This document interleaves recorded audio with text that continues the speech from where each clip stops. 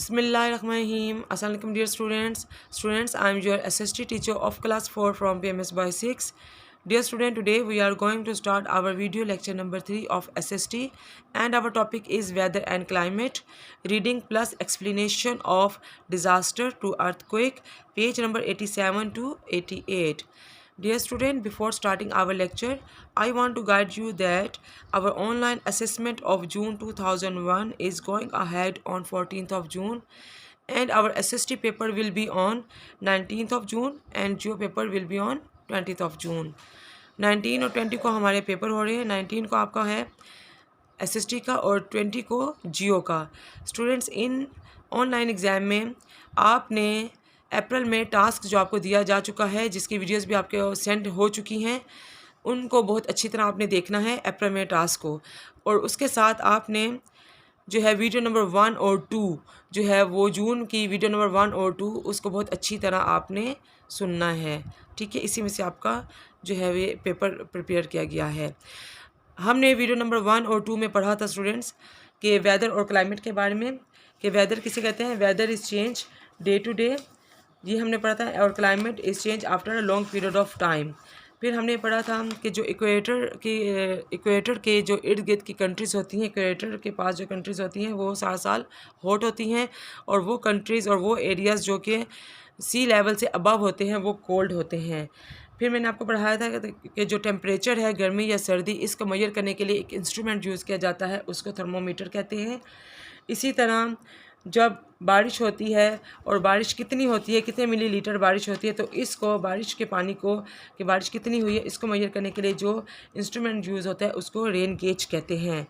इसके साथ विंड्स का हमने जब पढ़ा था तो विंड्स के बारे में बताती हूँ कि विंड्स के मैंने आपको बताया था कि विंड्स डिफरेंट डायरेक्शंस में चलती हैं. अब ये कैसे पता चले कि विंड्स जो हैं वो किस डायरेक्शन में जा रही हैं, तो इसको देखने के लिए कि विंड्स की डायरेक्शन क्या है, तो डायरेक्शन ऑफ विंड के लिए जो इंस्ट्रूमेंट यूज़ होता है उसको वेदर वेन कहते हैं. ओके स्टूडेंट्स, इसी तरह हमने पढ़ा था कि विंड की स्पीड, विंड जो है देखिए हमारे बहुत तेज़ जैसे आंधियाँ चलती हैं, स्पीड होती है इनकी स्पीड को भी मेजर किया जाता है. विंड की स्पीड को मेजर करने के लिए जो इंस्ट्रूमेंट यूज़ होता है उसको एनीमोमीटर कहते हैं. तो स्टूडेंट्स, आपने वीडियो नंबर 1 और 2 जो है बहुत अच्छी तरह देखना है, और उसके साथ अप्रैल में टास्क को बहुत अच्छी तरह देखना है. ओके, इसी में से आपका जो है ये पेपर है, आपके असाइनमेंट आएगी इसी में से. Okay student, let's start our topic. Disaster कहते हैं सडन एक्सीडेंट को, डिज़ास्टर कहते हैं तबाही को. डिज़ास्टर्स जो होते हैं वो दो तरह के होते हैं, एक होता है नेचुरल डिज़ास्टर्स और एक होता है man made disaster. Natural disaster में आ जाता है अर्थक्वेक, ज़लज़ले, फ्लड, सैलाब का आना, और जो है समुद्री तूफ़ानों का आना, साइक्लोन्स का आना, ये नेचुरल डिज़ास्टर्स हैं. और फिर मैन में डिज़ास्टर में आ जाता है बम ब्लास्ट करना, जो इंसान खुद अपने हाथ से तबाही डालता है, बम ब्लास्ट इसमें हो जाता है. घरों को या शहरों को या दुकानों को आग लगाना, और ये जो है इंफ्रास्ट्रक्चर को तबाह करना, बिल्डिंग्स को ख़राब करना, तबाह करना, ये जो है ये आ जाता है मैन में डिज़ास्टर में. अर्थक्वेक ज़लज़लों को कहते हैं. Okay student, let's start our lecture. हम इसकी रीडिंग करते हैं, साथ एक्सप्लेनेशन भी आपको मैं करवाती जाऊंगी. डिज़ास्टर्स क्या हैं? Disaster means a sudden accident और a natural calamity. There are 2 types of disaster, natural disasters and man made disaster. ठीक है, अभी आपको मैंने गाइड किया है. Disaster caused by natural factors called as natural disaster, EG. Earthquake, flood, cyclones और landslide. ये सब क्या है? नेचुरल डिज़ास्टर जो कि कुदरती अमल से होते हैं. मैन मेड डिज़ास्टर क्या है? A disaster cause due to human activities, EG. War, fire, accidents, bomb explosion वगैरह. ये सब क्या हैं? मैन मेड, जो इंसान खुद करता है. एक्सीडेंट अपनी तेज़ रफ्तारी की वजह से हो जाना, कर देना, बिल्डिंग्स को ख़राब कर देना, आग लगा देना, बम ब्लास्ट कर देना, ये मैन मेड डिज़ास्टर हैं. In a disaster we may face the danger of death and physically injury. Disaster में हमेशा दो चीज़ें होती हैं, एक होता है कैजुअलिटीज़ यानी इंसानों की मौत, और फिर फिजिकली इंजरी या इंसानों का अपने हाथ पाँव आँख से जो है इन चीज़ों से माजूर हो जाना, जो है ये दो चीज़ें होती हैं. और तीसरा इंफ्रास्ट्रक्चर का तबाह होना, बिल्डिंग्स का, शहरों का तबाह होना, ये भी जो है ये डिज़ास्टर में ये 3 चीज़ें लाजमी होती हैं. Education, prediction, and warning system can reduce the descriptive impacts of a disaster. कहते हैं ये जो प्रिडिक्शन कहते हैं पहले से बता देना, मौसम वाले जो बता देते हैं ना, मौसमी खबरों वाले कि आज तूफ़ान आएगा या आज तेज़ आंधी चलेगी या इस तरह समुद्री तूफ़ान आने वाला है। तो ये प्रिडिक्शन से क्या हो जाता है कि हम लोग जो है वो बड़ी तबाही से बच जाते हैं, इंसान अपने पहले हिफाजती इक़दामात कर लेता है। ठीक है, नेक्स्ट टॉपिक हमारा था अर्थक्वेक। अर्थक्वेक कहते हैं ज़लज़लों को। अब ज़लज़ले कैसे आते हैं स्टूडेंट? ज़लज़ले तब आते हैं जब ज़मीन की अंदरूनी तह में चेंजिंग आती है, तब ज़लज़ले आते हैं। जब ज़मीन की प्लेट्स एक दूसरे के ऊपर एक दूसरे से टकराती हैं या स्लिप होकर एक दूसरे के ऊपर आ जाती हैं, तो फिर ज़लज़ले आते हैं और ज़मीन हिलती है।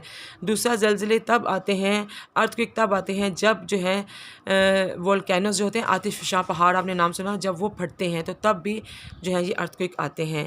And earthquake is happen when two blocks of earth suddenly slip past one and other. ठीक है, अभी मैंने आपको बता दिया, ज़मीन के अंदरूनी तह जब अचानक एक दूसरे से दूर हो जाएं या फिर एक दूसरे के ऊपर चढ़ जाएं। The surface where they slip is called the fault. जहाँ पर ये चीज़ें हैपन होती हैं उसको फॉल्ट कहते हैं। Scientist can't tell that an earthquake is for shock until the large earthquake happens। कहते हैं साइंटिस्ट जो हैं या ये जो ज्वालॉजिस्ट हैं ये हमें नहीं बता सकते कि अर्थक्वेक कब आने हैं, ज़लज़ला जो है ये कब आना है ये नहीं बता सकते। ठीक है, ज़लज़ला जो है स्टूडेंट्स ये अचानक आता है, इसके बारे में पहले कोई प्रेडिक्शन नहीं दी जा सकती कि ये आ रहा है ये नहीं आ रहा। हाँ, इसको मेजर ज़रूर किया जाता है कि इतने रेक्टर स्केल पे इसकी स्पीड इतनी थी या इतने मैग्नीट्यूड पर ये ज़लज़ला आया है। स्पीड होती है ना 7.1 5.2, तो ये ज़रूर मेजर किया जाता है ना, लेकिन ज़लज़ला अचानक कब आएगा ये नहीं बताया जा सकता। An earthquake release energy in waves that travel through the earth's crust and cause the shaking that we feel। कहते हैं जब ज़लज़ले होते हैं तो ज़मीन के अंदरूनी तहों में जब ये प्लेट्स टकराती हैं तो वेव्स पैदा होती हैं। ये वेव्स जो होती हैं ये वेव्स इतनी स्ट्रॉन्ग होती हैं कि ज़मीन के अंदर से जब ये ट्रैवल करती हैं और जहाँ जहाँ से ये ट्रैवल करती हैं वहाँ पर शेकिंग यानी ज़मीन का हिलना महसूस होता है। ठीक है, और ज़मीन के फटने को, ज़मीन के हिलने को क्या कहते हैं? अर्थक्वेक। तो वो जो शेकिंग है वो हमें फ़ील होती है कि ज़लज़ला आ चुका है। Okay students, this is our video and hope कि आपको बहुत अच्छी तरह ये जो है क्लियर हो गया होगा। स्टूडेंट्स, अगेन आपने अपना जो टेस्ट है जून जो आपका टेस्ट होगा ऑनलाइन वो आपने बहुत अच्छी तरह अटैम्प्ट करना है। एक ही जो होगा ऑप्शन उसको आपने जो है उसको क्लिक करना है। Okay students, good luck and take care. अल्लाह हाफिज़।